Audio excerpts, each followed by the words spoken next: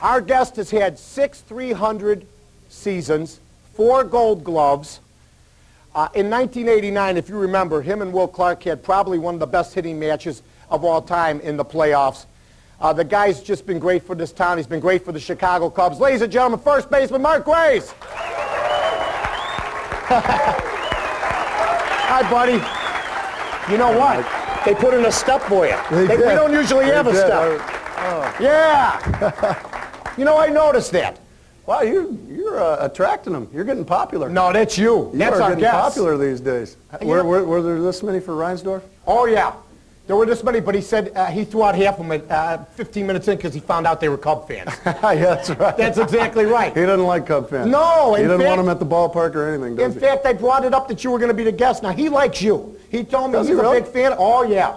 He says, I'm a big fan of Mike Grace. That's good. Okay, good. Because Hi, Jerry. You're something that he doesn't have. You're a good PR man. You know, and he doesn't have that. But well, he's got Robin. Robin's a good PR guy, but he, did you see that? Yeah, I saw that, and you know what? That hurt. That doesn't hurt look looking good. at it. I mean, I guess you can look at your hamstring problem and just say, hey, thank you. I feel wonderful compared to Robin. You know, I contend that if you guys had been scoring some runs, and maybe if you would have been getting more hits, that you stay at second base. Now, I believe there was one out that night when you're trying to stretch it. Now, you don't have a whole lot of speed. No, it's no secret. It's no secret. I mean, you know, you don't have because a of lot this speed. now, Mike, unfortunately, I'm going to have to shut down the stolen bases. That's going to suck. Yeah, I mean, I'm going to go from about 2 to maybe 1 or none this year. So I just want to see if there's a pass ball if you can get to second.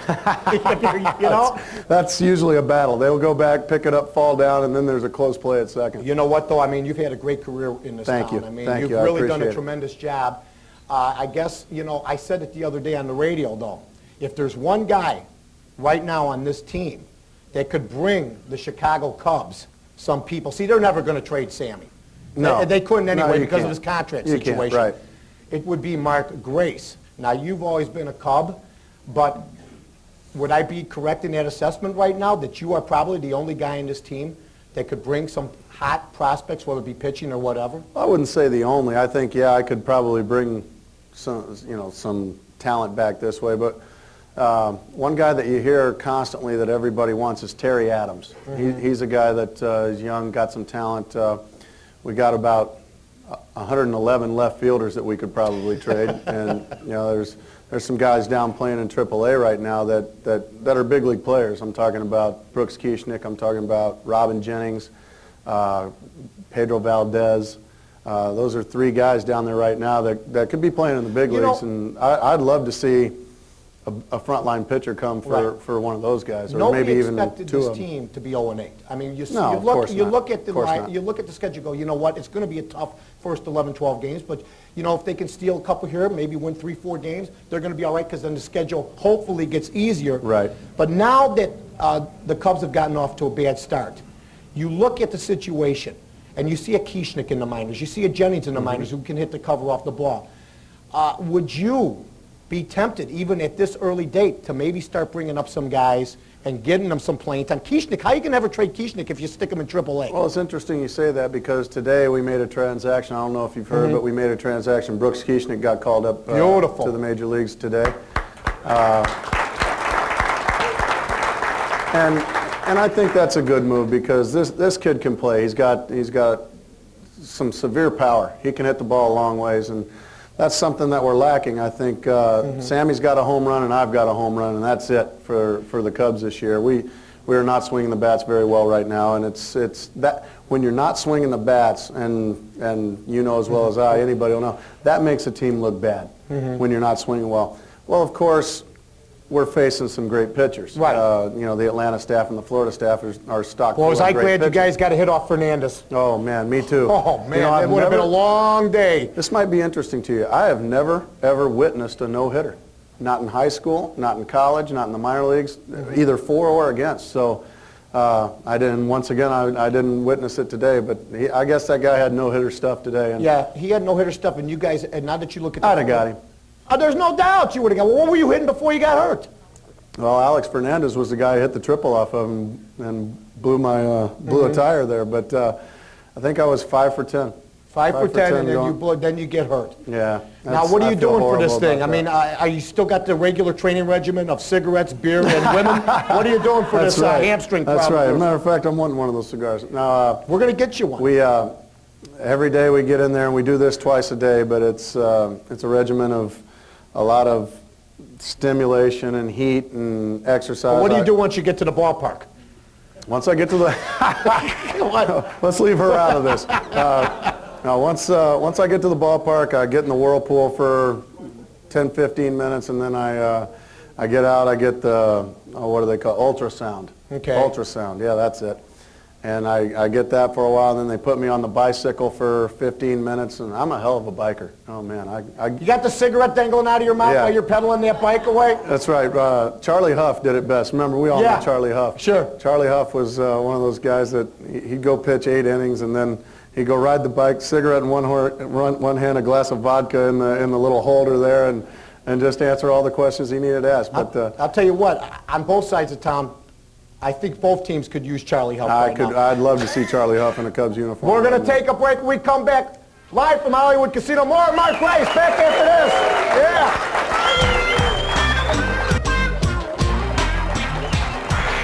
All right, we're live at Hollywood Casino on Sports Channel. Mike North with Mark Grace, Cubs first baseman.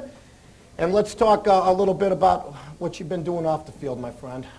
What do you want to know? Well, first of all, is this a PG or a G or is this R-rated? Whatever we want, you know what I'm saying? Well, you're free. You're free at last. Free at last. Thank God you're free at last, Thank right? God I am free at last. Yes, I made my last payment to the ex-Mrs. Grace. Let's see, it was in December.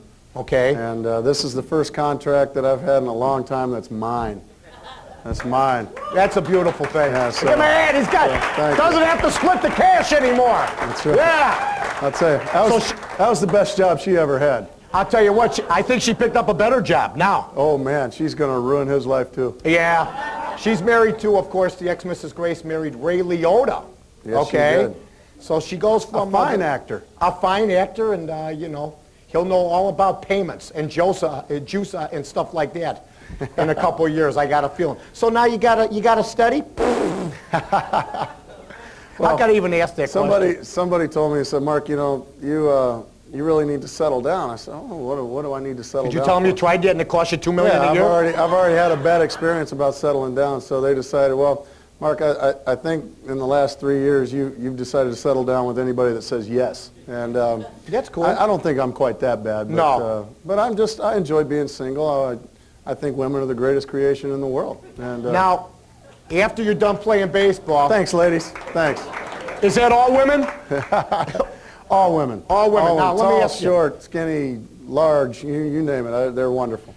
Are you going to you think someday down the line you'll get married again? Absolutely. I think so. After your baseball career's over? I don't foresee myself going through life alone, no. So I think once I'm done playing baseball, once the season starts, I devote myself so much to the game, and I'm such a basket case about it that it'd probably be pretty hard to be married to me. So, and I found that out the first go around, and it's not really fair for a woman to be married to me while I'm playing ball, because there's so much time away, you know, time on the road, and there's so much time at the ballpark that I'm just not very good at handling that. Some guys can handle it. I'm not very good at handling it, and it's not really fair for a woman to be married to me. How do you handle, like, you're a guy that doesn't have a lot of offers.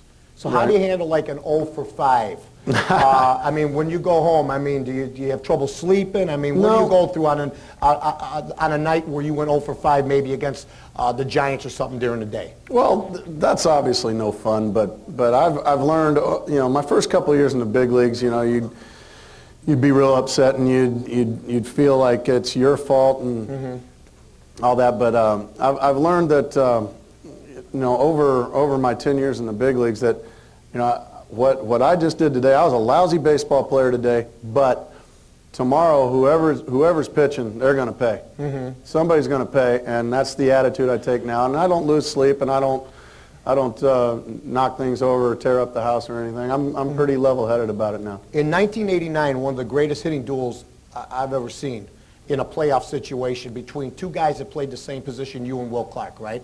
Now, in 1989, you're in the playoffs, you're going strong. You got to believe at that point that this Cub team is not far away from making noise for the next 2, 3, 4 years. Absolutely. As far as the direction of this ball club, do you, like a lot of the players on the team or the guys that have left, do you blame a lot of the problems on the guy that was the general manager of this club, Larry Himes? In a word, absolutely. Absolutely. Now, all the problems he caused, do you hire him if you're the organization as a scout? Well, I think that's just a good way of this, the gentle way of just going, Kicking him out the door. But Larry, I have to give him credit for this. He is a pretty decent judge of talent as far as scouting and young guys and that. So I think he's found his niche as far as that's concerned. As far as the general manager is concerned, you know, with all due respect, I'm sure he did a decent job for the Sox. He and I didn't see eye to eye at all with the Cubs. I thought his ego got in the way of making the Cubs a better ball club. I think he wanted to surround himself with his people rather than surround himself with good baseball players. As far as the direction of the club going right now you bring back Sean Dunson, who's an older guy. You got Sandberg, who's 37 years old. Right. You're not getting any younger. You can pick up a guy 32. like Mohan. Is this team, I mean, basically right now, in a state of flux where you, quite frankly, got to go one way or the other? Would you like to see this team maybe turn to a Detroit Tiger type of situation where you bring up all the young guys, nurture them for a couple of years, bring some pitching around them, and then you're ready to strike? Because I can't believe you got the oldest probably double play combination in the game right now. We do. I can't believe this team is going to go anywhere with those two guys. Well, one thing I can say though, Mike, is you talk about if they want to tear it down like the Padres did or like the Tigers did. Cub fans have been watching that crap for almost 50 years. You know, we've been not winning for a long time. Yes, we won in '84 and yes, we won in '89.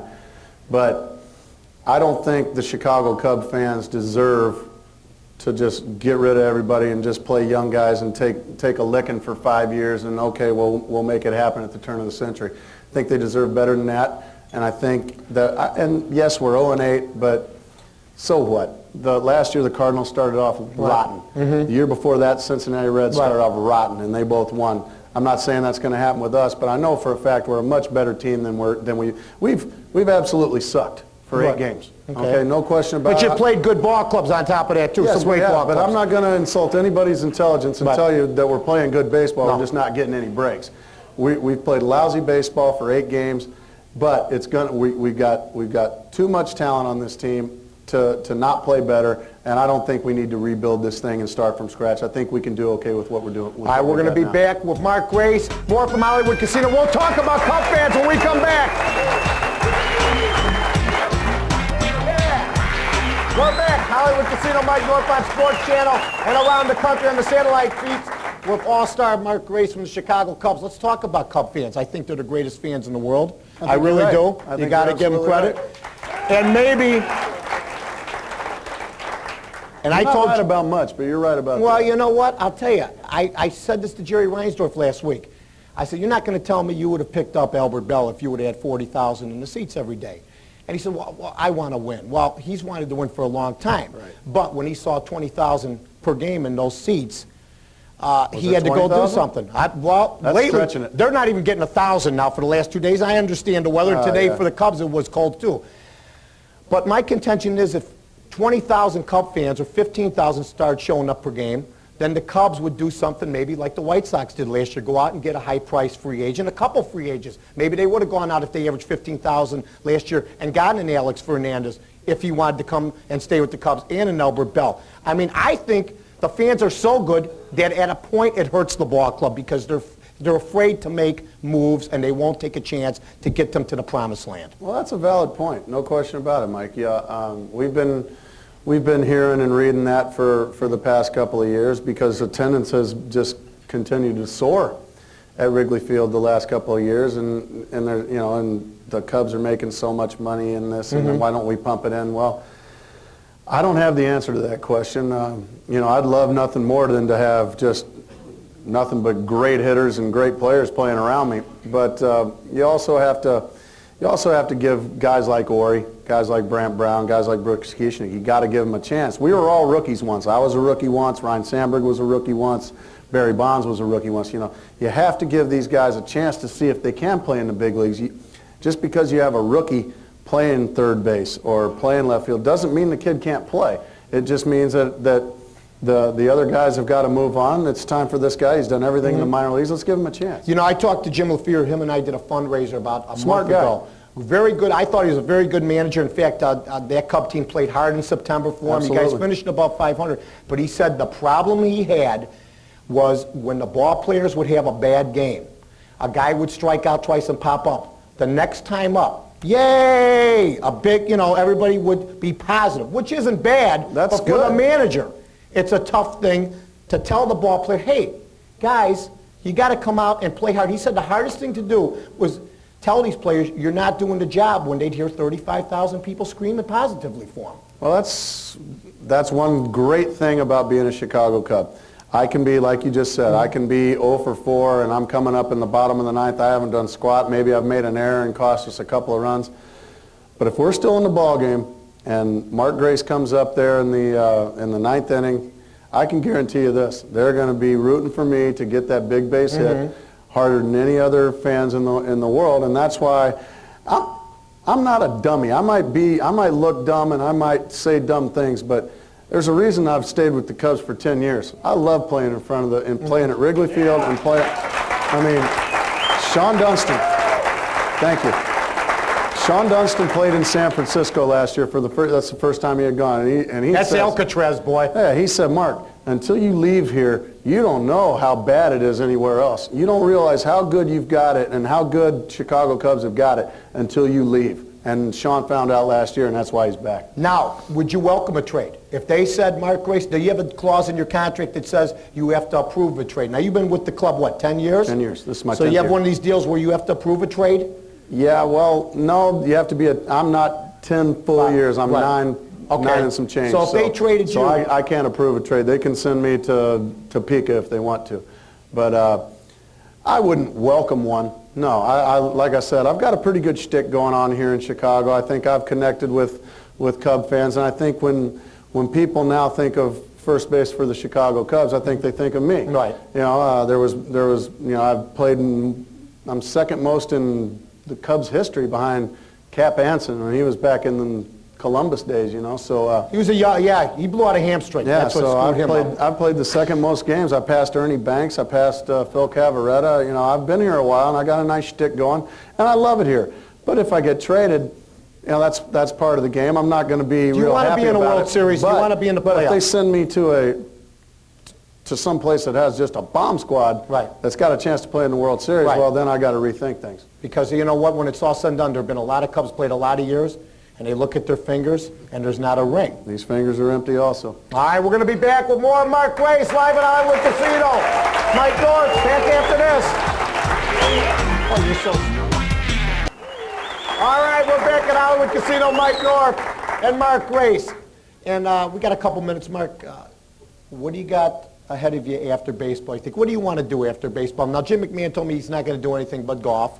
Larry Bird tried that. He wants to come back into coaching. I mean, the sound of retirement sounds good, but you seem like a guy that would maybe want to keep himself busy and do something. What would you like to do after I baseball? want to stay in. I thought about this. I want to stay in Chicago. Open a bar? No, I've done that. I lost my butt on that. But I'd like to stay in Chicago and maybe get into broadcasting. Wow. Yeah.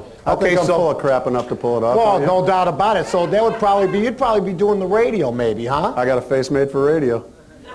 Hell, there What, might be a spot. you think you can give me some tips? You're the big money Oh, guy yeah, here in get out of Chicago it. There now. might be a spot waiting for you at the score. You know, I'd like their Mark on the score.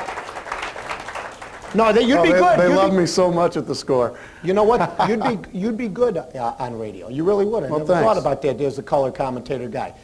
Now Harry's still going to be going. Could Well, you work with Harry? was the- I think I could work with Harry. No, I couldn't work He'll with be Harry. 65 No way. years in the business. Mark will retire.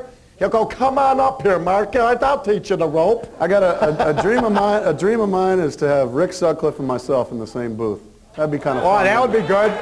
They'd have to heighten the ceiling for Big Red. Yeah, well, he's got that big head. It should be on Mount Rushmore. He does. He's huge. Yeah. I'll tell you what, Mark. We appreciate you coming out here Oh, to it's my Hollywood pleasure, Casino. Mark. It's my We hope pleasure. that everything goes well for the rest of the year. Hope Thanks. your hamstring gets better. Yeah, it'll get better. Remember, No more triples, no more stolen bases. remember one thing. Don't strain it at night. All right? Well, that's the Ladies best and time to gentlemen, strain it. Mark Grace.